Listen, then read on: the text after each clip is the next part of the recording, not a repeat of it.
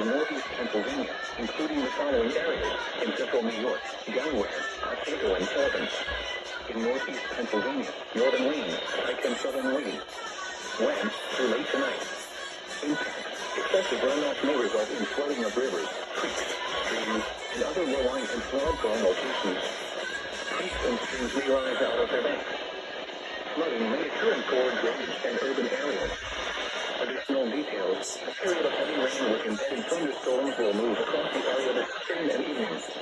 Rainfall totals by late tonight are forecast to range from 1.5 to 2.25 inches, with locally higher totals possible. This amount of rain will cause significant rises on area creeks and headwater rivers. http://www.weather.gov/safety/.